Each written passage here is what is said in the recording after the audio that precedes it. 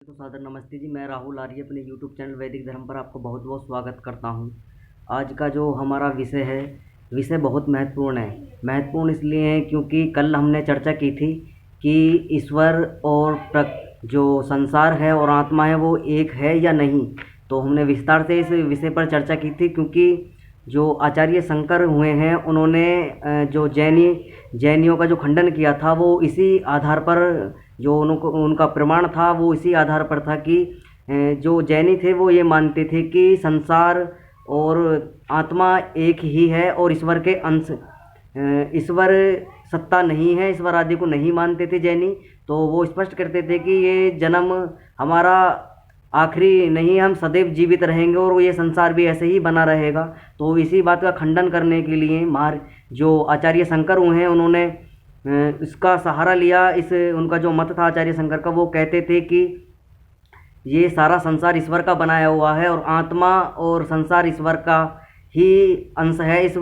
जो ये सब व्याख्या थी आचार्य शंकर की वो दी थी। और वेदांत दर्शन जो आचार्य शंकर जिनको मानते हैं, वेदांत, उपनिषद और गीता, जो आचार्य शंकर ने अपने जीवन में जिनको बहुत ही महत्वपूर्ण जो योगदान उनको जो अपने जीवन में उनको पढ़ा है और उनका सहारा भी लिया है वेदांत दर्शन के अंदर, तो उनके अनुयायी क्या कहते हैं वेदांत दर्शन के अंदर, और महर्षि दयानंद सरस्वती क्या लिखते हैं वेदांत दर्शन महर्षि दयानंद सरस्वती की दृष्टि में क्या है। और एक आचार्य जो हुए हैं महर्षि वेदव्यास, उन्हीं का जो वेदांत दर्शन है वास्तविक ब्रह्म सूत्र के नाम से भी उसे जाना जाता है। आज हम उसी पर चर्चा करेंगे विस्तार से कि वास्तविक ब्रह्म है क्या और ब्रह्म सूत्र और वेदांत दर्शन है क्या।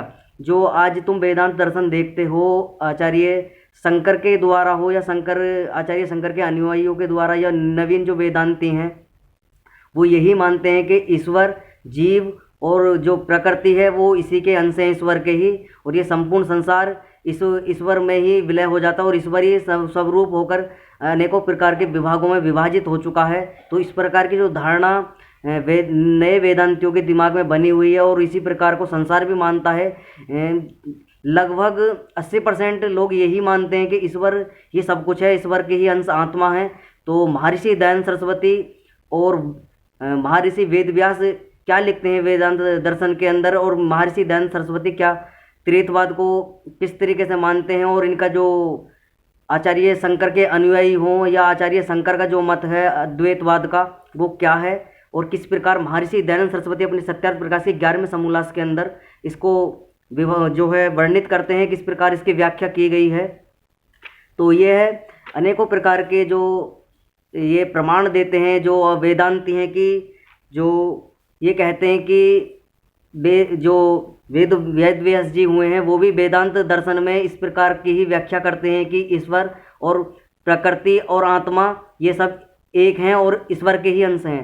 तो वेदव्यास जी क्या लिखते हैं और महर्षि दयानंद सरस्वती अपना क्या मत देते हैं सत्यार्थ प्रकाश की 11वें समोल्लास के अंदर, इसी पर हम विस्तार से चर्चा करेंगे। क्योंकि लोगों के बीच में बहुत ही बड़ी गलत धारणा ये फैली हुई है कि वेदांत दर्शन में ये स्पष्ट लिखा हुआ है कि आत्मा ईश्वर का अंश है और ये संसार ईश्वर का बनाया हुआ है और ईश्वर ही बहुरूप हो चुका है। आज हम समझेंगे ईश्वर क्या है, आत्मा क्या है और प्रकृति क्या है, और ऋषि दयानंद का मत क्या है त्रित्ववाद का, और जो नए वेदांती हैं आचार्य शंकर के अनुयायी हों या आचार्य शंकर का जो मत है वो क्या है, और त्रित्ववाद को कैसे सिद्ध करते हैं महर्षि वेदव्यास जी।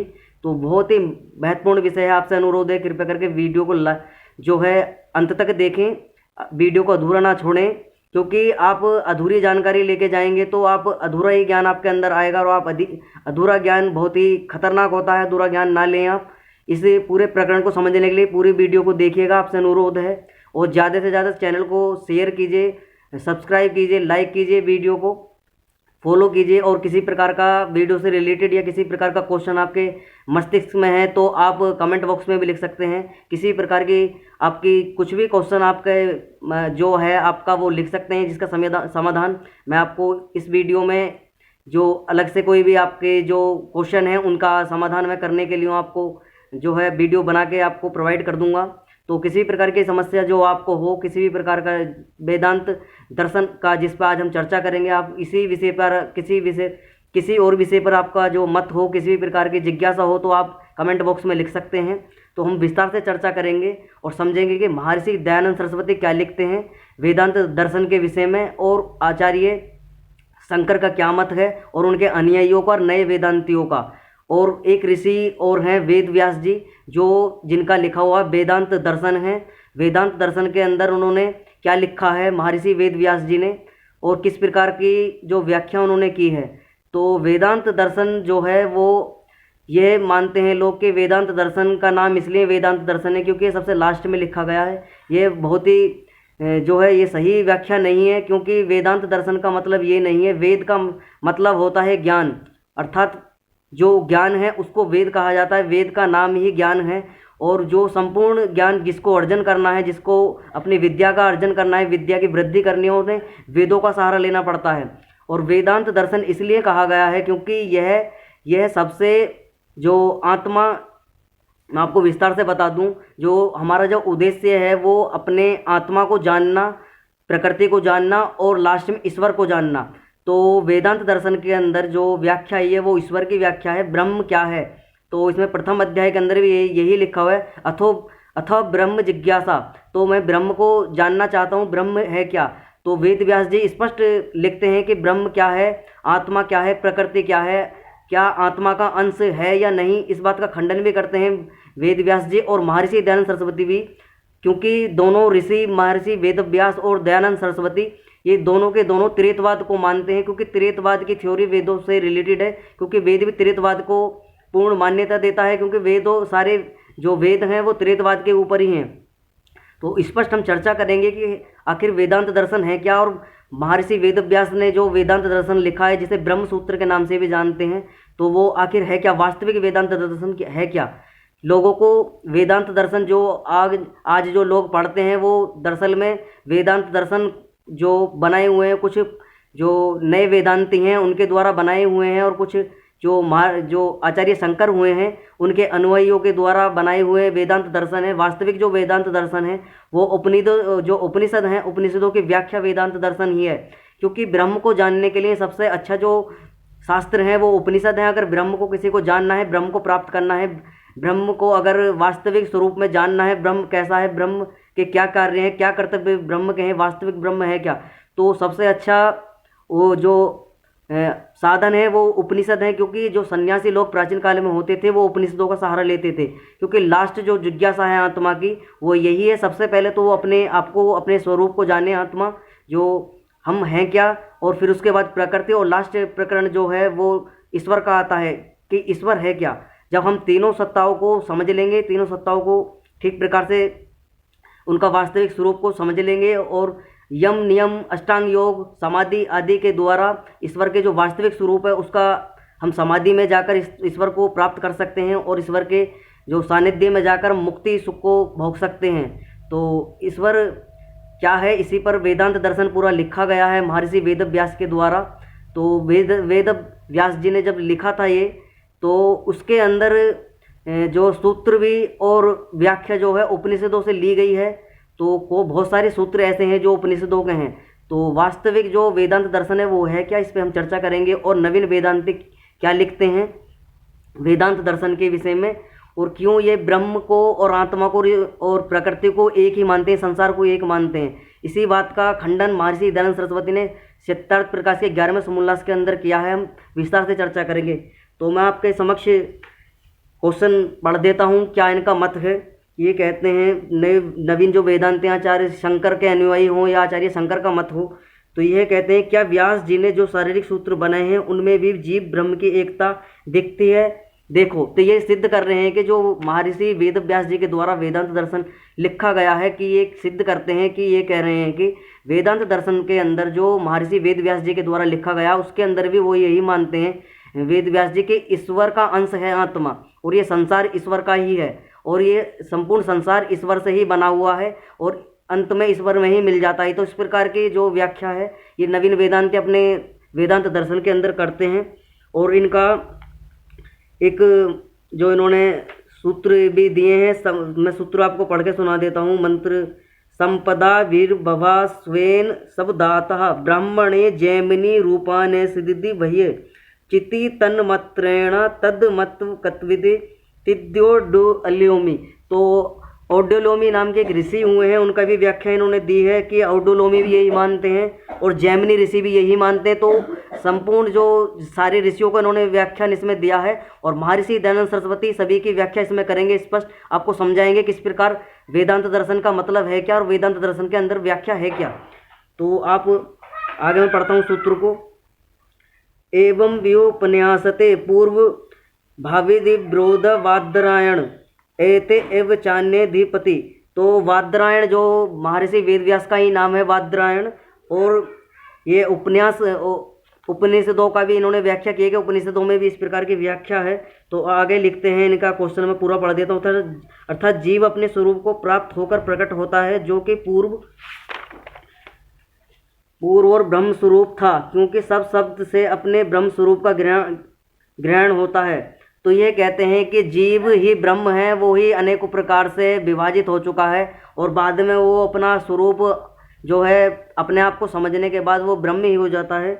तो आगे सूत्र एक और आया है इनका, अयात्मतमा अपतृण अपतपमा इत्यादि, इन्होंने आगे व्याख्या की है। इत्यादि उपन्यास ऐश्वर्य प्राप्ति पर्यंत हेतुओं से ब्रह्म स्वरूप से जीव स्थित होता है, ऐसा जैमिनी आचार्य का मत है। तो ये कहते हैं कि उपन्यास जो लिखे हुए हैं, उपन्यासों के अंदर भी ऐश्वर्य प्राप्ति पर्यंत हेतुओं से ब्रह्म स्वरूप से जीव स्थित होता है। तो ये कहते हैं कि ब्रह्म ही से ही जीव की जो है उत्पत्ति हुई है और जीव जो है ईश्वर का अंश है। तो ये आचार्य जैमिनी ऋषि हुए हैं, उनका भी मत है। और आगे क्या लिखते हैं, और औडोलोमी आचार्य तदतामक स्वरूप निरूपणादि ब्रह्म अनायक बृद्रनायक के हेतु रूप के वचनों से चैतन्य मात्र स्वरूप से जीव मुक्ति में स्थित रहता है।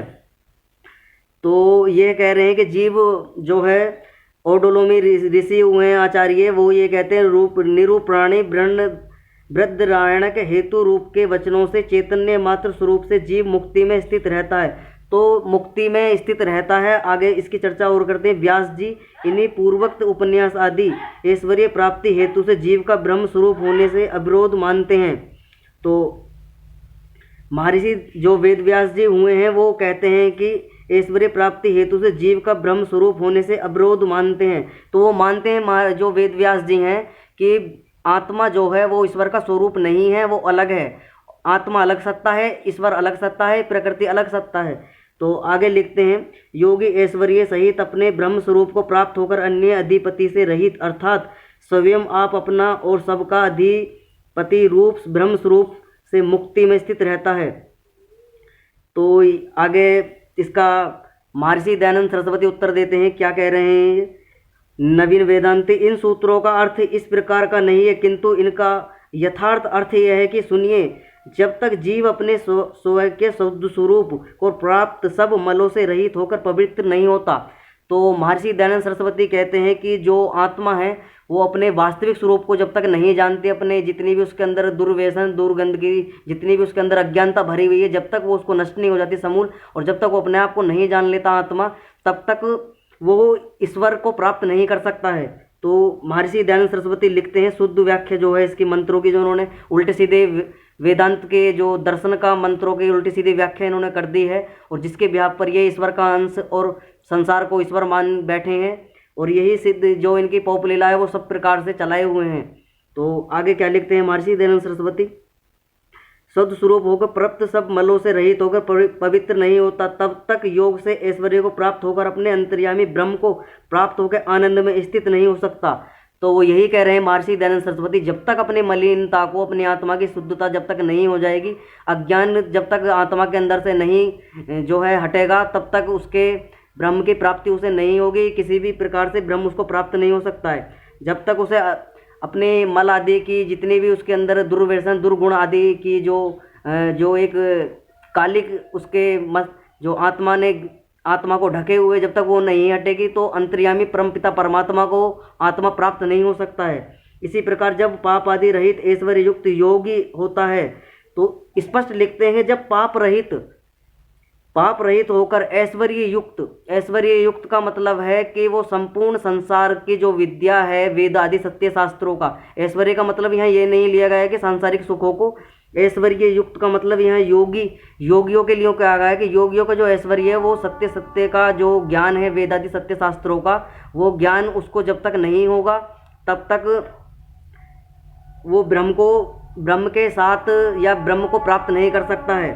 तो आगे लिखते हैं, इसी प्रकार जब पाप आदि रहित ऐश्वर्य युक्त योगी होता है तभी ब्रह्म के साथ मुक्ति के आनंद को भोग सकता है। ऐसा जैमिनी आचार्य का मत है। जो ऋषि का जो इन्होंने व्याख्यान दिया था कि आचार्य जैमिनी भी यही मानते हैं कि ब्रह्म और प्रकृति और संसार एक ही है, तो उसका खंडन जैमिनी ऋषि भी कर रहे हैं।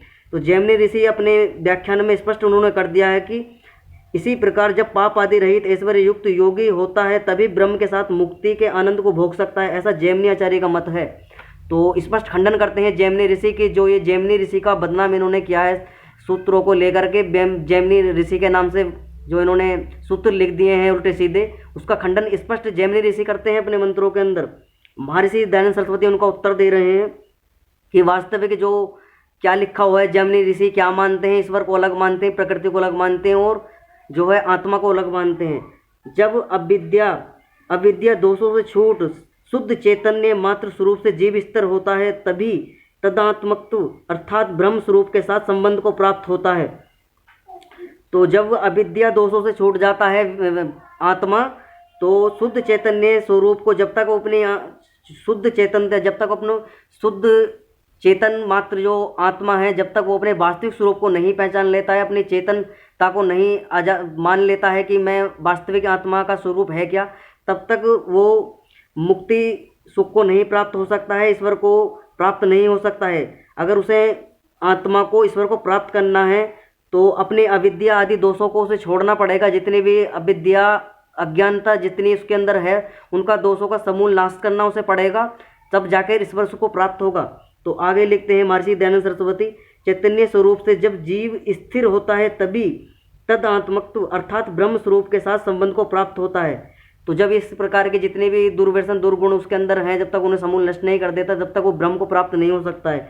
आगे लिखते हैं महर्षि दयानंद सरस्वती, उत्तर देते हैं इनका, जब ब्रह्म के साथ ऐश्वर्य और शुद्ध विज्ञान को जीते जी जीवन मुक्त होता है, तो जब ब्रह्म के साथ ऐश्वर्य और शुद्ध विज्ञान को जीते, तो कहने का अर्थ ये है महर्षि दयानंद सरस्वती का, जब ब्रह्म के साथ ऐश्वर्य और शुद्ध विज्ञान, तो शुद्ध विज्ञान का मतलब ये है जब वेद आदि शास्त्रों का जो शुद्ध स्वरूप है उसको नहीं जब तक जान लेता, तब तक वो है जो जीव मुक्त नहीं होगा। तो इस बार स्पष्ट करते हैं महर्षि दयानंद सरस्वती, शुद्ध विज्ञान को जीते जी ही जीव जो है मुक्त होता है। जो शुद्ध जो ज्ञान है जब तक उसे नहीं प्राप्त करेगा, विज्ञान का अर्जन नहीं करेगा, अपनी मलिनता जो आत्मा के अंदर छाई हुई है उसको नहीं समूल नष्ट करेगा, तो तब तक वो ईश्वर का सानिध्य प्राप्त नहीं कर सकता है और तब तक वो मुक्ति सुख को नहीं प्राप्त कर सकता है। तो स्पष्ट लिखते हैं महर्षि दयानंद सरस्वती, तब अपने निर्मल रूप को प्राप्त होकर आनंदित होता है। ऐसा व्यास मुनि जी का मत है। तो आगे लिखते हैं व्यास मुनि क्या लिखते हैं, जो ये व्यास जी को बदनाम करते हैं कि व्यास मुनि जी आत्मा और प्रकृति और संसार को एक मानते हैं। तो ये जो है ये व्यास मुनि जी का मत है कि व्यास मुनि जी क्या कहते हैं, जब ब्रह्म के साथ ऐश्वर्य और शुद्ध विज्ञान को जीते जी जीवन मुक्त, जब ब्रह्म के साथ ऐश्वर्य और शुद्ध विज्ञान को जीते जी यानी कि जीते जी मरने के बाद नहीं, कि लोग ये समझते हैं कि मरने के बाद ईश्वर प्राप्त होता है। जीते जी ईश्वर को प्राप्त करने का जो साधन है वो सत्य शास्त्र वेद आर्ष ग्रंथ ही है। तब तक आप आर्ष ग्रंथों का पठन पाठन नहीं करेंगे, वेदों का अध्ययन नहीं करेंगे, तब तक आप ईश्वर को नहीं समझ सकते हैं, नहीं ईश्वर को प्राप्त कर सकते हैं। मरने के बाद ईश्वर किसी को प्राप्त नहीं होता, ये गलतफहमी है। क्योंकि ईश्वर का जो स्वरूप है, ईश्वर को समझने का जो साधन है वो जीव आत्मा को मनुष्य शरीर दिया जाता है ईश्वर के द्वारा। ईश्वर मनुष्य शरीर जो आत्मा है वो मनुष्य शरीर के द्वारा ही ईश्वर को समझ सकता है, और ईश्वर को समझने के बाद, उसके गुणादियों को समझने के बाद, उसके स्वरूप को समझने के बाद मुक्ति सुख उसको प्राप्त होता है। तो ईश्वर जब मुक्ति सुख आत्मा को देता है तो आत्मा जीव जन्म मरण के जो चक्र से उसे मुक्त हो जाती है और ईश्वर के अनंत सामर्थ्य के जो है ईश्वर का, वो ईश्वर के अधीन ना रहकर वो स्वतंत्र हो जाती है आत्मा और अनंत काल तक मुक्ति सुख को भोगती है। तो किसी प्रकार का बंधन आत्मा को नहीं होता है, क्योंकि बंधन का जो कारण है वो हमारा शरीर है। जब तक हम कर्म करते रहेंगे और कर्म इस प्रकार के हम करेंगे कि जो साकाम कर्म है, जो हमें फल की इच्छा से कर्म जितने भी हम कर रहे हैं, जब तक फल की इच्छा से हम कर्म करेंगे तब तक हम ईश्वर के अधीन हैं। जब तक हम जो ऐसे कर्म हैं जो फल से रहित हैं, जो ऐसे कर्म है निष्काम कर्म है, जिनकी कर्म तो करें हम लेकिन उनकी फलों की इच्छा हम ना करें, तब तक हम ईश्वर को प्राप्त नहीं कर सकते, मुक्ति को प्राप्त नहीं कर सकते। तो कर्म फल दो तरह के हैं। एक तो कर्म ऐसा है जो हम सांसारिक सुखों के लिए करते हैं, सांसारिक सुख जो खाने पीने की सामग्री, रुपए पैसा, व्यापार संबंध, व्यवहारिक आदि जितने भी ये संबंध हैं, सांसारिक संबंध हैं। कुछ व्यवहार ऐसे होते हैं कर्म के जो निष्काम होते हैं, जैसे वेद आदि सत्य शास्त्रों का पठन पाठन करना, समाधि आदि से ईश्वर की प्राप्ति करना, यम नियमों का पालन करना। तो इस प्रकार के जो यज्ञ हवन आदि करना, तो इस प्रकार के जो कार्य हैं ये निष्काम कर्म कहे जाते हैं, क्योंकि इनसे जो आत्मा की प्राप्ति के, आत्मा की जो मुक्ति, आत्मा को मुक्ति तक ले जाने के साधन है वो निष्काम कर्म से होते हैं। और अगर हमें संसार सुख की प्राप्ति करनी है तो इस प्रकार के हमें कर्म, साकाम कर्म, जो जिससे हमें फल प्राप्त होता है। अगर हम किसी के नौकरी व्यापार आदि करते हैं तो उससे धन हमें प्राप्त होता है। अगर हम फसल आदि बोते हैं तो उससे हमें जो है अन्न पैदा होता है, जो फसलों से उसका हमें भोजन के रूप में उसको ग्रहण करते हैं। तो इतने जितने भी कर्म सांसारिक सुखों के लिए, तो इनसे हमको फल प्राप्त होता है, लेकिन निष्काम जो कर्म है उनसे हमें मुक्ति प्राप्त होती है। तो व्यास मुनि जी स्पष्ट कहते हैं कि ज्ञान विज्ञान का अर्जन हमें करना चाहिए, सत्य शास्त्रों को पढ़ना चाहिए। और ब्रह्म और ईश्वर और प्रकृति अलग अलग हैं। तो आगे पढ़ के सुना देता हूँ, आगे क्या लिखते हैं। जब योगी का सत्य संकल्प होता है तब समय परमेश्वर को प्राप्त होकर मुक्ति सुख को पाता है। वह स्वाधीन स्वतंत्र रहता है। जैसे संसार में एक प्रधान दूसरा प्रधान होता है, वैसा मुक्ति में नहीं है।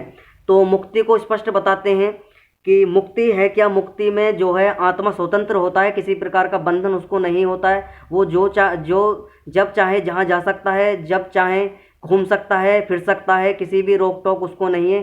क्योंकि कर्म आत्मा को मुक्ति में नहीं करने पड़ते हैं, उसको सिर्फ मुक्ति में ज्ञान उसको अर्जन करना होता है।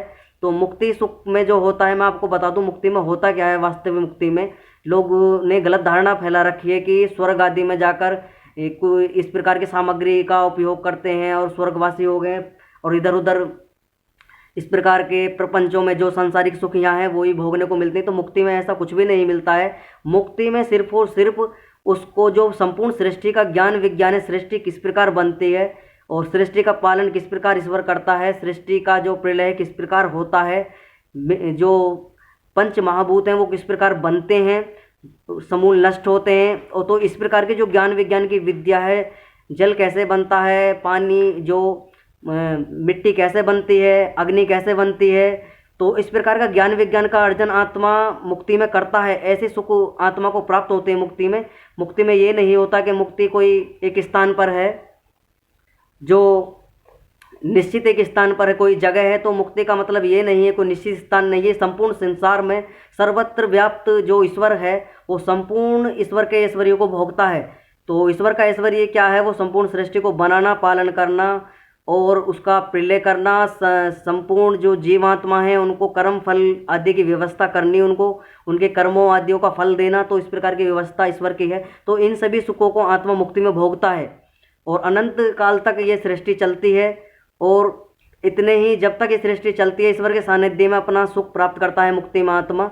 तो आत्मा जब तक अपने शुद्ध स्वरूप को नहीं पहचान लेता, अपनी अज्ञानता आदि को नहीं छोड़ देता, सत्य शास्त्रों को नहीं पढ़ लेता, वेद आदि शास्त्रों को नहीं तब तक पढ़ेगा, ईश्वर प्रकृति और आत्मा को ठीक ठीक स्वरूप में उनके नहीं जानेगा, तब तक उसकी मुक्ति संभव नहीं है। तो मुक्ति का मैंने आपको बताया। आगे लिखते हैं महर्षि दयानंद सरस्वती। तो आगे सूत्र आए हैं, नेत्रो नुपुपते वेदव्यपदेशश्च विशेषण वेदव्यपदेशस्य च नेत्रो अशीष मनुष्य च तदो सशिस्ति। तो आगे लिखते हैं महर्षि दयानंद सरस्वती, गुहा प्रविष्टो वनत्मनो ही तदश्रंता अनुपसस्तितो न शरीरे अंतर्यामी देवेदीषु तद्ब्रह्म व्यापदेशत शरीरश्चो मे वियपि हे वेदन न मिद्यते। तो इसकी मैं व्याख्या आपको बता देता हूँ क्या कहते हैं मंत्र में। महर्षि दयानंद सरस्वती ने क्या लिखा है। ब्रह्म से इतर जीव सृष्टि करता नहीं है, क्योंकि इस अल्प अल्प अज्ञेय सामर्थ्य वाले जीव में सृष्टि कर्तव्य नहीं घट सकता। इसमें जीव ब्रह्म नहीं है। तो जो जीव है वो आत्मा, वो सृष्टि करता नहीं है, क्योंकि आत्मा जो है अल्पज्ञेय है, उसका ज्ञान सीमित है और उसका बल भी सीमित है, और एक देशी आत्मा। तो ईश्वर और आत्मा में जमीन आसमान का अंतर एक मान सकते हैं, क्योंकि आत्मा सब जगह नहीं रह सकता, ईश्वर सब जगह रहता है, सर्वव्यापी सर्वशक्तिमान है। वो सभी अपने कार्य अपने सामर्थ्य से करता है, अपने बल से करता है, किसी की सहायता नहीं लेता है। अगर सारी भी आत्मा मिलकर चाहें तो ईश्वर के बल से वो ज़्यादा नहीं होंगी, क्योंकि ईश्वर आत्माओं से अधिक बलवान जो परमात्मा है वो है, क्योंकि आत्माओं का जो बल है वो सीमित है, और आत्माओं को अपना कार्य करने के लिए, अपनी शारीरिक पूर्ति करने के लिए, अपने कर्मों को पूरा करने के लिए एक शरीर की आवश्यकता पड़ती है। लेकिन जो परम पिता परमात्मा है उसको किसी प्रकार की आवश्यकता किसी के शरीर की नहीं पड़ती है। वो चेतन मात्र सत्ता है, और अपने स्वरूप से, अपने बल से, अपने ज्ञान से हर प्रकार की सामग्री, हर प्रकार का सामर्थ्य उसके अंदर है, वो बनाता है संसार को, और संसार का पालन भी करता है, संसार को नष्ट भी करता है। तो इस प्रकार का जो आत्मा के अंदर कुछ भी नहीं है, और आत्मा को जो जन्म देता है वो ईश्वर ही देता है, अनेकों प्रकार की योनियों में ईश्वर ही भेजता है, क्योंकि जैसे जैसे आत्मा के कर्म होते हैं वैसे वैसे योनियों में ईश्वर आत्मा को भेजता है। तो ना तो आत्मा सारी मिलकर संसार को बना सकती हैं, ना कोई भी पदार्थ, ना महाभूतों में किसी भी एक महाभूत को बना सकती है, ना पदार्थों को बना सकती हैं, किसी भी प्रकार को आत्मा नहीं बना सकती। सिर्फ और सिर्फ वो भोग कर सकती हैं, क्योंकि बनाने वाला तो स्वयं परमपिता परमात्मा ही है, वही सब सृष्टि को बनाता है और चलाता है। ईश्वर ने तो ये संपूर्ण सृष्टि इनके कर्म फल सिद्धांत जो लागू करके इनको दे दिया, संसार में आत्माओं को भेज दिया कि जैसे जैसे तुम्हारे कर्म हैं, अपने अपनी जिस जिस योनियों में तुमने जैसे जैसे तुमने कर्म किए हैं वैसे वैसे योनियों को तुम्हें प्राप्त कराऊंगा। अगर तुमने अच्छे मनुष्य, जो अच्छे परोपकारी वाले, सत्य शास्त्रों को आदि पढ़ने वाले, पांडित्य वाले, यानी ब्राह्मण प्रवृत्ति के तुमने कर्म किए हैं, तो मैं आपको ब्राह्मण परिवार में मनुष्य का जन्म दूंगा। और अगर आपने साधारण कर्म इस प्रकार के किए हैं तो आपको मनुष्य तो बनाऊंगा, लेकिन एक मध्यम परिवार में भेजूंगा। और अगर आपने ज़्यादा घृणित या अत्याचारी, बलात्कारी, इस प्रकार के पाप, मांस आदि का भक्षण आदि के किए हैं, तो आपको जीव, पशु, पक्षी, वृक्ष आदियों में आपको भेजा जाएगा। तो इस प्रकार की योनियों का भी ईश्वर ने जो है आत्माओं के लिए बनाई हैं अनेकों प्रकार की, क्योंकि जैसे जैसे कर्म आत्मा करती है वैसे वैसे फल उसको देता है ईश्वर। ईश्वर किसी के साथ पक्षपात नहीं करता है किसी भी प्रकार का, ना तो ईश्वर को शोक होता है, ना दुख होता है, ना राग होता है, ना भय है, ना शंका होती है किसी प्रकार की। ईश्वर संपूर्ण है, उसको सभी चीज़ का ज्ञान है, और ईश्वर को अपने ज्ञान विज्ञान में किसी प्रकार की शंका नहीं है, ना ईश्वर का ज्ञान घटता है ना बढ़ता है। ये आत्मा का स्वरूप, आत्मा की प्रवृत्ति है ज्ञान घटने की, ज्ञान बढ़ने की। तो आत्मा जन्म से लेकर मृत्यु पर्यंत तक अनेकों प्रकार का ज्ञान अर्जन अपने करता है जीवन में, अनेकों प्रकार की शिक्षाएं वो ग्रहण भी करता है, अनेकों प्रकार के जो अच्छे गुण भी हैं, बुरे गुण भी उसके अंदर आते हैं। तो इस प्रकार के जो गुण हैं वो ईश्वर में नहीं है। तो आत्मा जो सन्यासी लोग होते हैं, जो उच्च कोटि के विद्वान लोग होते हैं, वो ईश्वर से अपना सामर्थ्य, बल आदि की पूर्ति, विद्या आदि की पूर्ति, मस्तिष्क आदि की मलिनता को दूर करने के लिए ईश्वर से उपासना आदि करते हैं कि ईश्वर हमें अच्छी बुद्धि दीजिए, अच्छा शरीर दीजिए, अच्छा स्वास्थ्य दीजिए हमें, और सब प्रकार से हमें दुख शोक आदि जो कलेश हैं इनसे हमें मुक्त कीजिए। तो इस प्रकार की आत्मा जो है प्रतिदिन ईश्वर से उपासना करता है, ईश्वर के गुणों को ग्रहण करने की प्रयास करता है। तो आगे लिखते हैं महर्षि दयानंद सरस्वती, जब जीव और ब्रह्म भिन्न है, क्योंकि इन दोनों का भेद प्रतिपादन क्या है। जो ऐसा ना हो तो रस अर्थात आनंद स्वरूप ब्रह्म को प्राप्त होकर जीव आनंद स्वरूप होता है। यह प्रतिविषय ब्रह्म और प्राप्त होने वाले जीव का निरूपण नहीं घट सकता। तो स्पष्ट करते हैं महर्षि दयानंद सरस्वती, जीव और ब्रह्म अलग अलग है, प्रकृति अलग सत्ता है, ईश्वर अलग सत्ता है, आत्मा अलग सत्ता है। तो नवीन वेदांतियों को जो मत है ये बहुत ही गलत है।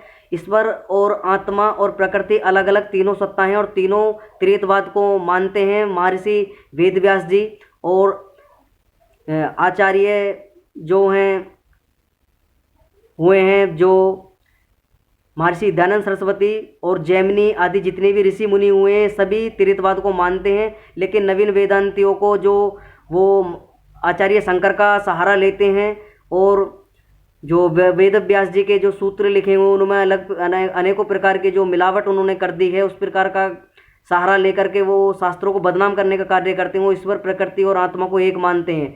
तो ये इस बात का खंडन महर्षि दयानंद सरस्वती ने अपने सत्यार्थ प्रकाश के अंदर किया है।